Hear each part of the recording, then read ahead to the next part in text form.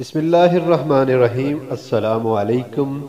وفاق المدارس صوبہ خیبر پختونخوا کے اراکین مجلس عاملہ مسئولین وفاق کا ایک عام مشترکہ اجلاس جامعہ عثمانیہ پشاور ناظم صوبہ خیبر پختونخوا مولانا حسین احمد کی صدارت میں منعقد ہوا۔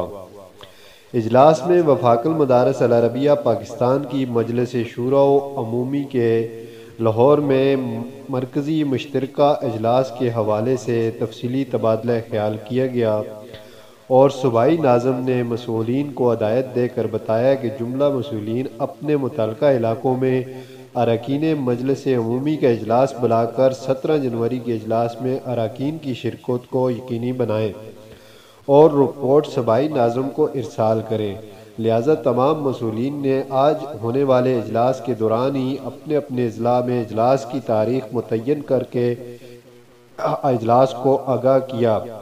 میڈیا کوارڈینیٹر وفاق المدارس کے مولانا سراج الحسن کے مطابق ہفتہ 9 جنوری کو ضلع پشاور بنو کوہاٹ، اتوار 10 جنوری کو ضلع سوات بنیر چترال ایبٹ منسیرہ دیر ہاری پور لکی مروت اور ڈی آئی خان، پیر 11 جنوری کو ضلع ہنگو مالاکنڈ باجوڑ سواب بشام کوہستان شانگلہ منگل، 12 جنوری کو ضلع چارسدہ، جبکہ 13 جنوری بروز بدھ ضلع مردان کے مجلس عمومی و مجلس شورا کے اراکین کا اجلاس ہوگا۔ پشاور اجلاس سے خطاب کرتے ہوئے صوبائی ناظم مولانا حسین احمد نے مسئولین کو سالانہ امتحانات کے نظم کے حوالے سے بھی ہدایت دے کر بتایا کہ وفاق کے امتحانی نظم میں مزید استحکام پیدا کرنے کے لیے مسئولین حضرات کا تعاون انتہائی ضروری ہے۔